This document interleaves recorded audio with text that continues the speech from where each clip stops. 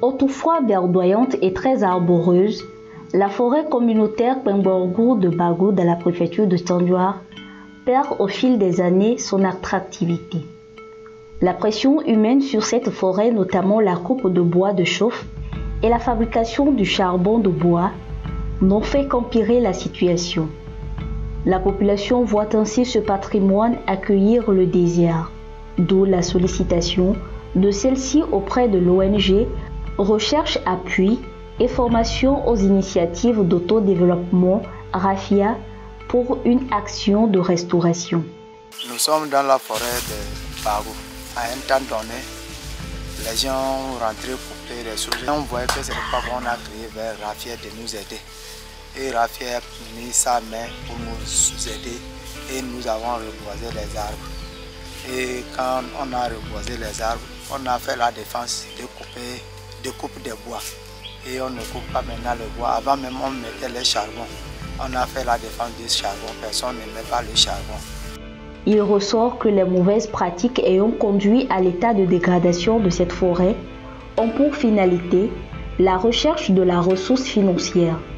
Voilà pourquoi l'ONG RAFIA, ses partenaires du consortium Agronomes et Vétérinaires sans frontières, AVSF, et l'Union européenne à travers le programme d'appui à la lutte contre le changement climatique PALCC, en guise de solution, ont pensé autrement. Continuer à exploiter la forêt sans pour autant la détruire en faisant des activités génératrices de revenus. C'est à la faveur du financement de l'Union européenne. Nous les accompagnons en matière de transfert des itinéraires technologiques. Donc, en passant d'abord par la mobilisation des populations à la base et en les structurant. Donc aujourd'hui, dans le nouveau contexte de coopérative, nous leur apprenons les compétences de gestion. Comment conserver la forêt, comment extraire les substances de la forêt dans une discipline ordonnée, leur intégrer, bien leur inculquer les notions économiques pour leur procurer les revenus. À ce jour, l'apiculture est pratiquée dans la forêt et la récolte du karité au sein de la même forêt permet aux femmes de produire du beurre de karité. On a un groupement qui fait le beurre de karité. Dans cette activité, nous sommes accompagnés par RAFIA et ses partenaires. Nous avons les huisses présentement qui nous donnent le miel. Et les arbres qui se situent aussi nous donnent, certaines plantes nous donnent la guérison. Présentement, le miel que nous avons aujourd'hui, on n'avait pas le miel. Si quelqu'un est malade qui demande d'après le miel, on peut venir ici prendre le ventre pour qu'il se guérisse et se soigne. C'est un grand business à se faire avec les produits forestiers non ligneux. Pour cette mesure de beurre de karité, le propriétaire peut s'en sortir avec une somme de 3000 francs CFA, même revenu pour 1 litre du miel.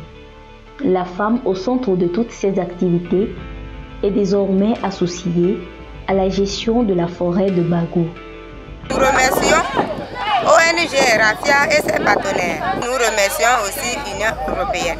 La fraîcheur que nous avons aujourd'hui là, c'est bon pour nous, puisque avant il n'y avait pas cette fraîcheur, puisqu'il y avait le coupe d'arbres, il n'y avait pas maintenant les arbres.